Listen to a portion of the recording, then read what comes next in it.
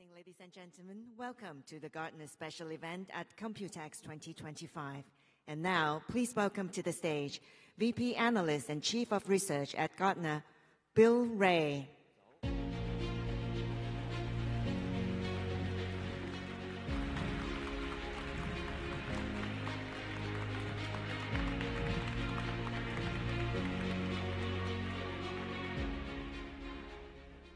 Good morning.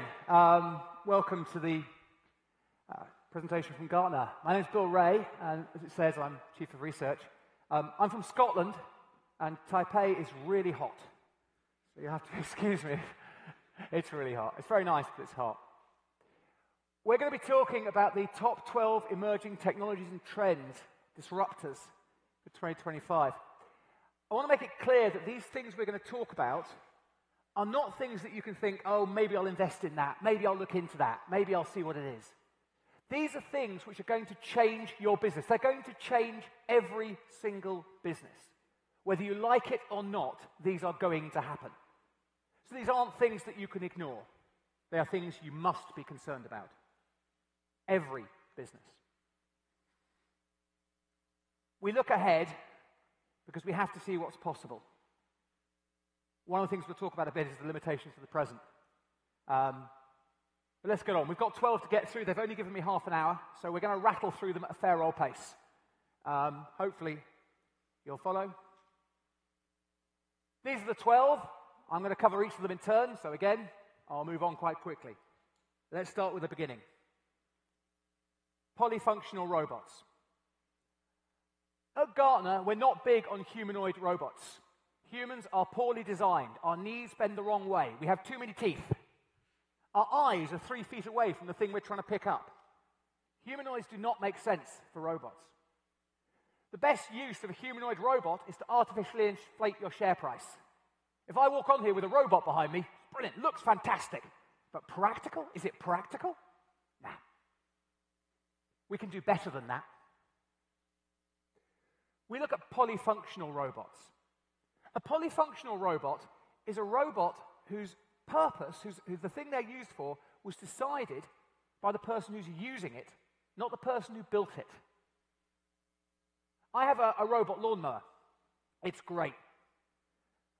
But the person who designed and built that built a lawnmower for cutting grass. That's its purpose. It has no other purpose.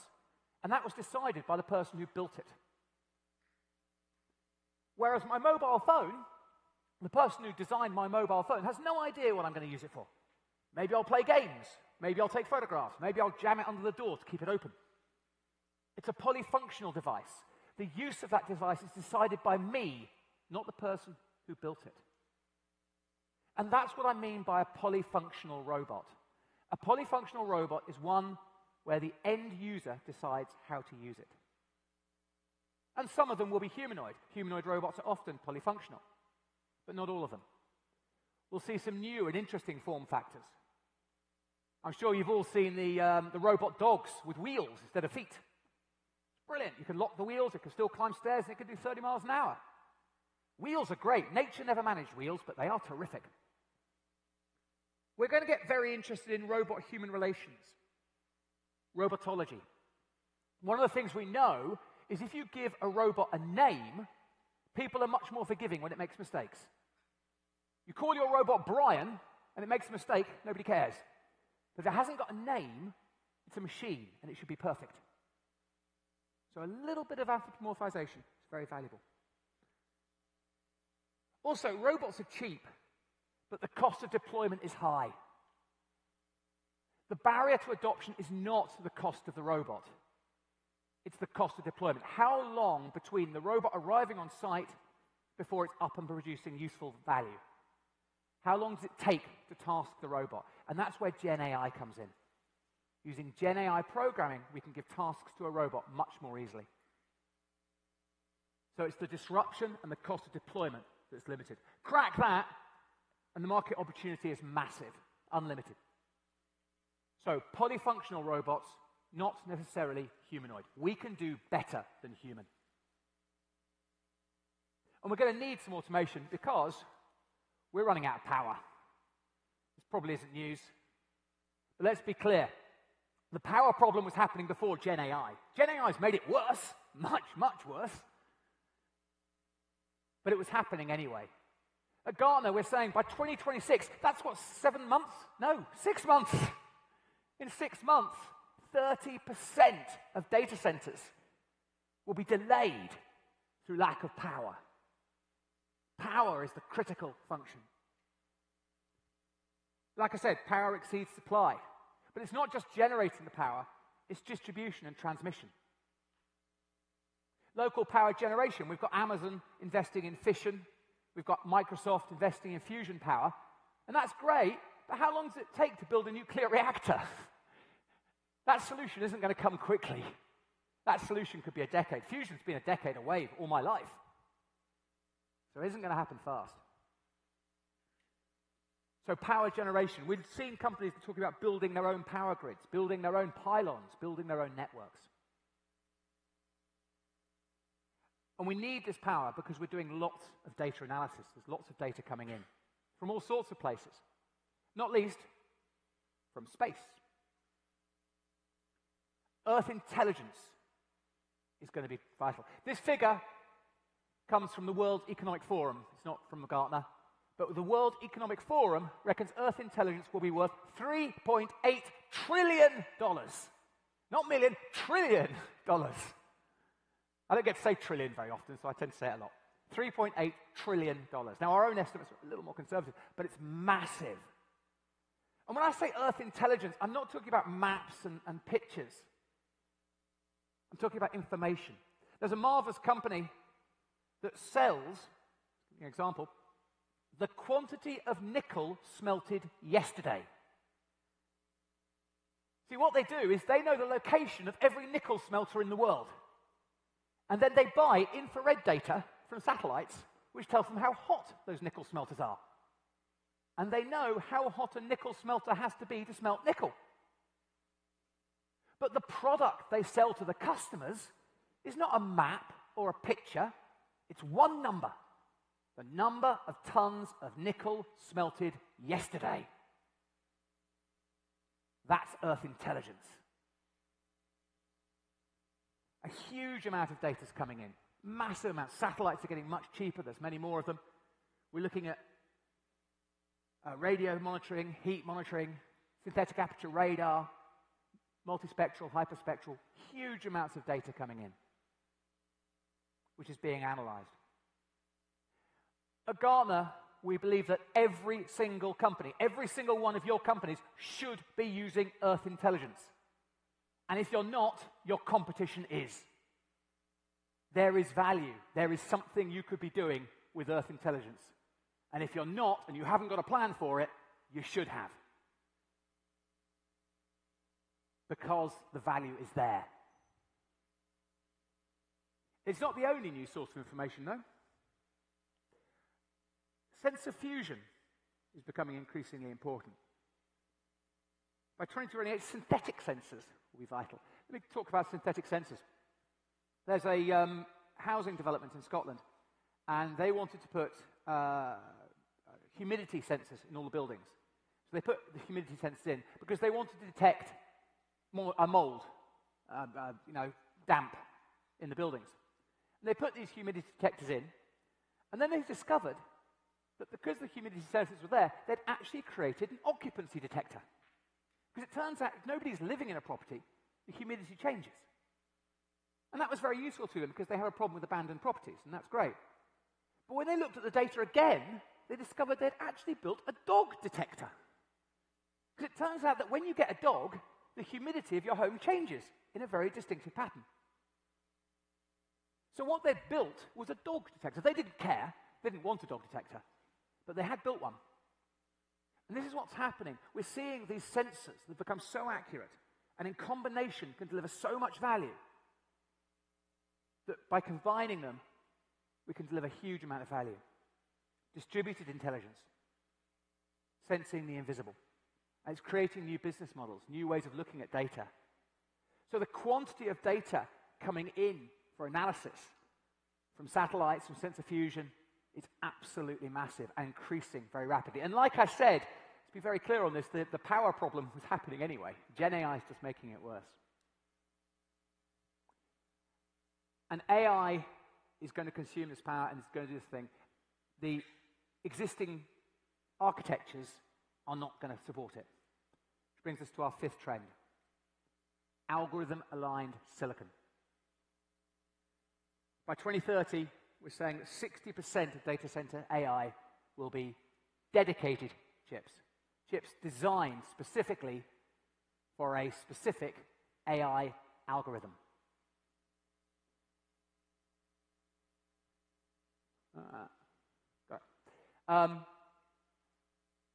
Currently, AI is done using GPUs, graphical processing units. The clue's in the name. Great for graphics, not built for AI.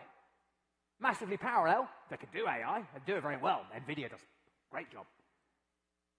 But they are GPUs. They're not AI processing units. And they will be. 60% of them will be. Offers more processing. It reduces the power consumption, which, as we've established, is one of the huge problems. We have to reduce the power. And so this is part, it's not the solution, it's part of the solution.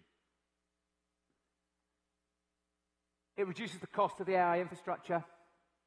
One of the things that we're concerned about, if you've been in the IT business for a long time, and I have, you'll have seen new chips before. We see new chips come out. I remember in the 1980s when transputers were going to change the world. They never did. And the reason they never did was they never got the software support. So actually, if you're looking at chips, try not to get overwhelmed by the numbers and the processing and the tops and this. Look for software support. Have they got the software support? Because actually, you can have the best chip in the world, but if it hasn't got the software, it doesn't matter. So you have to try and step away from the specifications and focus on the software. Obviously, more data centers, more AI, and then we have to think about security, because the security situation is getting pretty bad. And we're seeing a significant shift from detect and respond to preemptive response. What do I mean by that? If you've been in the security business a while, you'll be familiar with the concept of a honey trap. A honey trap is a server. You create a server on your network, and you put interesting-looking files on it, interesting-looking services, and you put it on your network, and you know that if anybody touches that server, it's a hacker. Because none of your legitimate users have any reason to use that server. And that's a honeypit. They're popular, used for decades. Decades we've been using them. The problem is that setting up a honeypit takes time, it takes energy. You have to program it, you have to make it look convincing. Otherwise, nobody's going to bother attacking it. But now, you can use Gen AI to do that. Get ChatGPT to churn out 1,000 servers.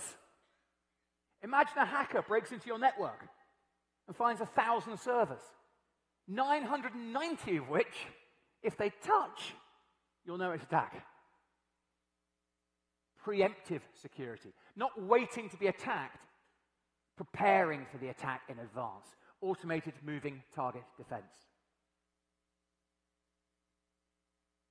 AI analysis of the attack, threat simulation. We believe, we're very confident, that preemptive cybersecurity will be 50% of cybersecurity spending. Which means that if you are selling cybersecurity and you are not offering preemptive responses, you're going to lose half your business. If you're buying cybersecurity, and you should be, obviously, if you're not buying cybersecurity, then panic now. But assuming you are buying cybersecurity, your vendor should have a plan for preemptive cybersecurity if they're not offering it already. And if they're not, then look at your options. Because cybersecurity is going to be preemptive.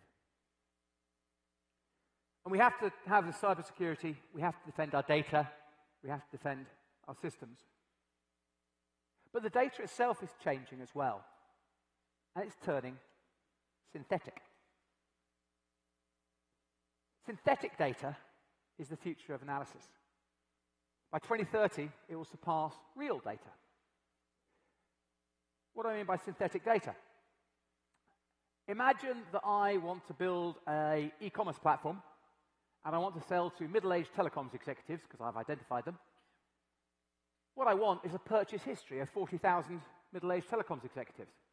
Now, if I'm Amazon, I can probably get that. But if I'm not, that's really hard. But I could generate it. I can ask ChatGPT, or again, I can ask a language model to generate synthetic data. And there are companies doing this now. There are companies that will sell you this data. The other interesting one is car crashes. If you want to see car crashes for training AI, there isn't enough video of car crashes. But synthetically, you can generate it. And this isn't theoretical. We actually published last year, this year, Gartner published a market guide to companies selling synthetic data. So this isn't some sort of theoretical Star Trek thing. This is a business now. And if you're not including synthetic data or allowing synthetic data in your analysis, you are missing out. Because there's a huge value to it. Often building on existing data, or hypersynthetic, entirely artificial. One of the problems is that when you buy this data, how do you trust it? How do you know that it's good data? How do you know it's representative? And that's still a challenge. So we see companies trying to build up a reputation, build brand trust in their marketplaces, so that they can build a reputation for delivering trusted data. And this data, of course, is Gen AI generated through language models, but not large language models. You see, the future of AI is not large language models, it's domain-specific models. We're saying that 90% of Gen AI-enabled solutions will use domain-specific language models because they work better. They're not so prone to hallucination. They could be controlled. ChatGPT, I'm sure you all used, has an action model now. You can say to ChatGPT, set an alarm for 10 minutes. And it might. But it might not. Because it's ChatGPT and you never quite know what it's going to do. That is not useful. If I want to set an alarm for 10 minutes, I want it to work every single time. If I go to Alexa and say set an alarm for 10 minutes, she always does it, and she's not very bright at all. She's quite stupid. What we need is something between the two. We've got Alexa over here that always works, but is really not very clever. ChatGPT over here, really clever, doesn't always work. Something between the two. A domain-specific language model. Now, the large language models will continue to exist, don't get me wrong.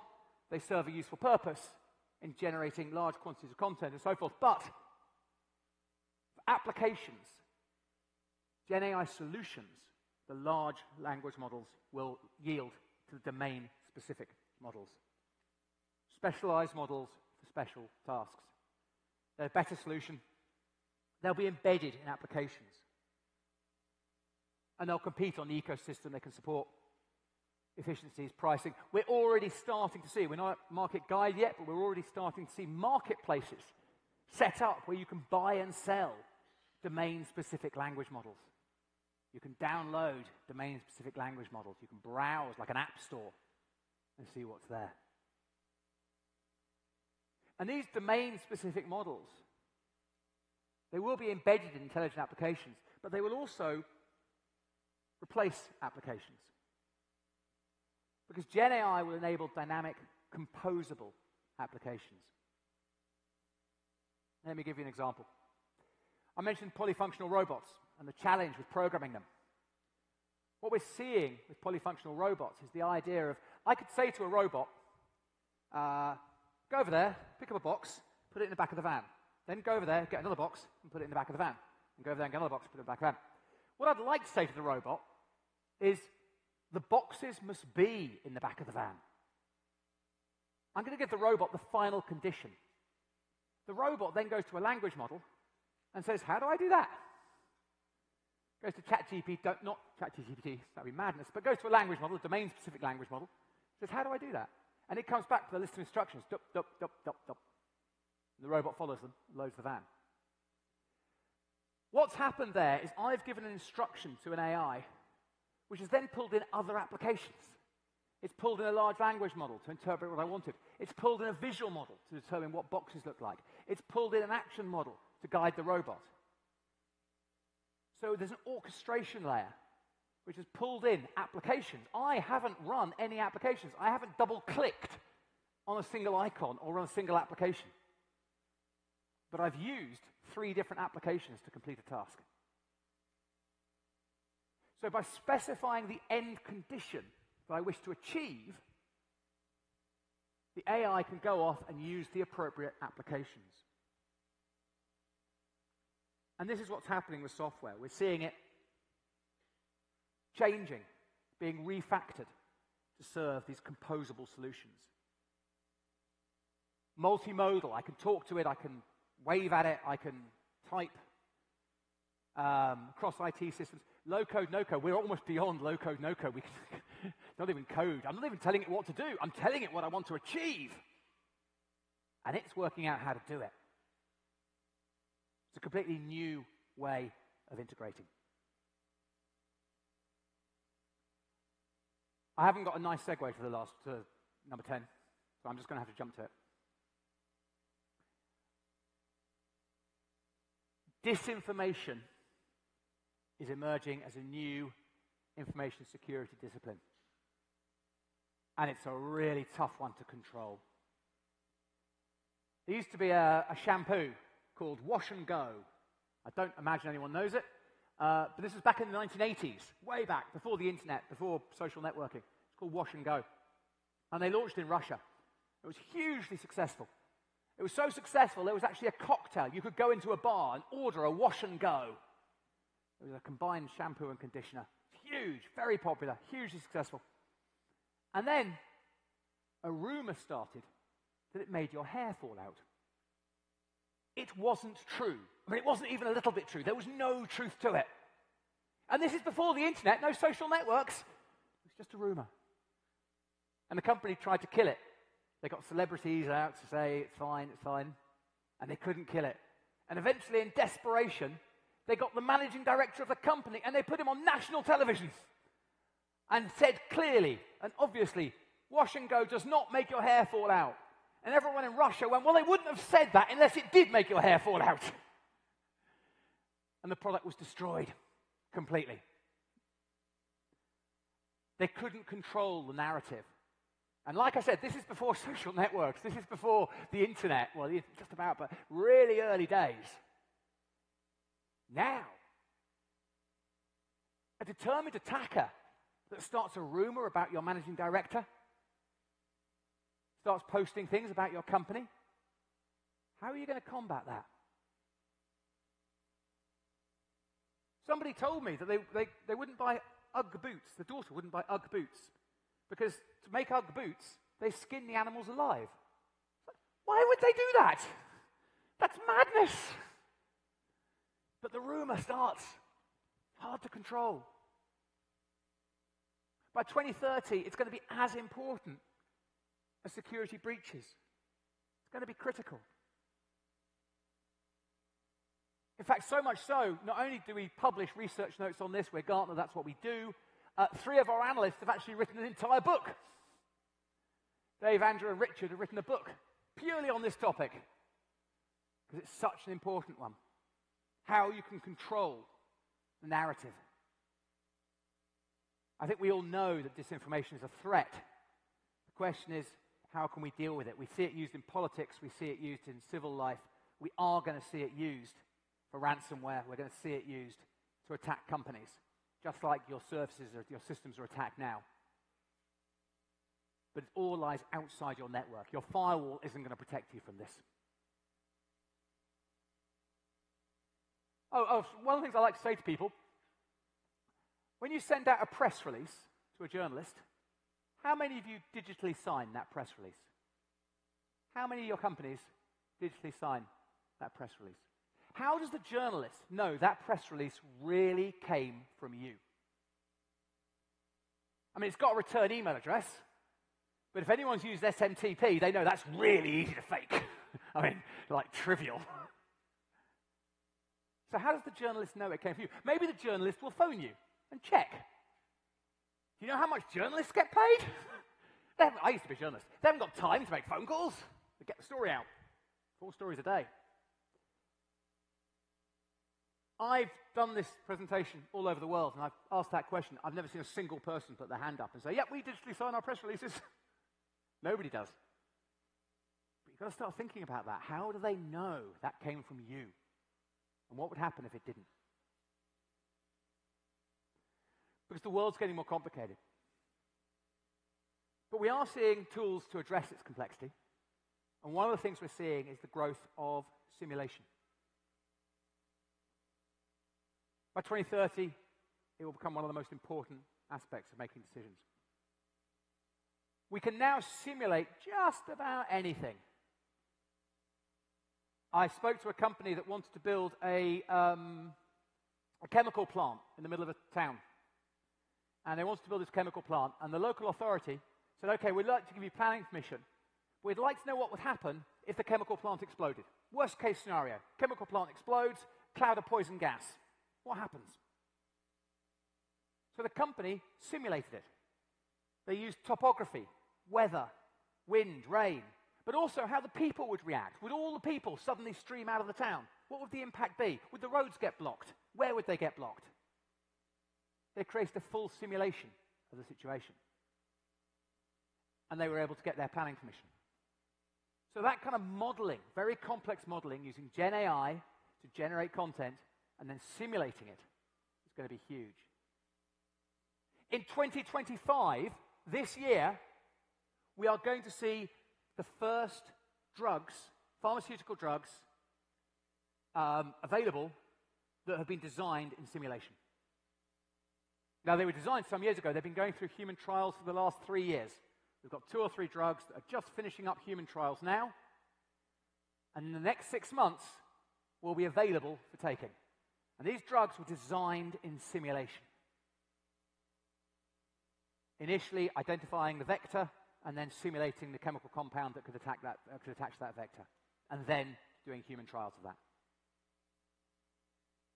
And that's going to be huge. Like I said, we've got 2 or 3 which are finishing. We've got hundreds in the pipeline. So over the next few years, we're going to see a huge numbers of drugs coming out designed in simulation. The ability to generate, analyze, design at scale. Advanced digital twin. But AI agent behavior, simulating not just how the wind and the rain and the weather and all of that, how the people will react. And frankly, will they buy your product? That kind of stuff. When you've got your 40,000 middle-aged telecoms executives, will they decide to buy that new wristwatch? You can now simulate it. Which does raise some interesting ethical questions, which is our final significant trend. Digital ethics is going to be the next frontier. We talk about ethical debt. A technical debt is where you take a product and you rush it out the door because you want to get onto market, first to market. You sell that product, and then you find that it doesn't actually work very well. So you have to fix it. If anyone owns a Tesla, you'll know what I mean. You've got to do software patches, but you don't get paid for those. I'm very into pinball. Pinball machines have the same problem. They rush them out, and then they're constantly updating them. That's a technical debt. Well, ethical debt is the same thing.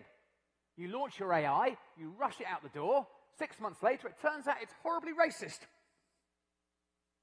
You've got to fix that, but nobody's going to pay you to fix that because they've already paid for the product. That is an ethical debt.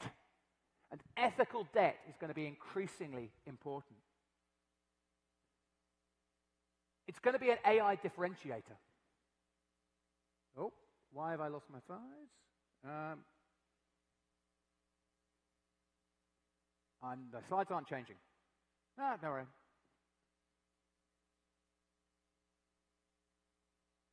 I'm going to try that once more, and then I'm going to give up. No, never mind. Okay, ethical debt will be a key differentiator.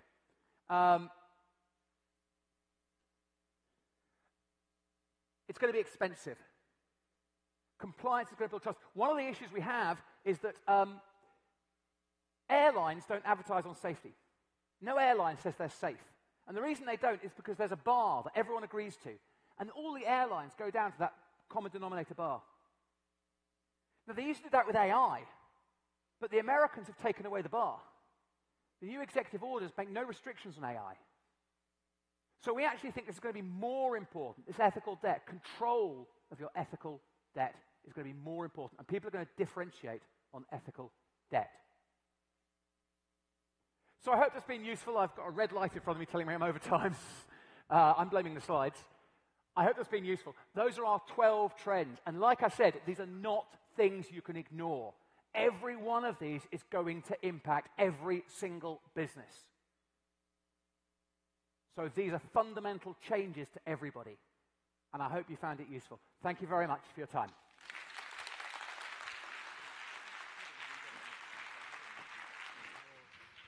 Thank you for joining us today.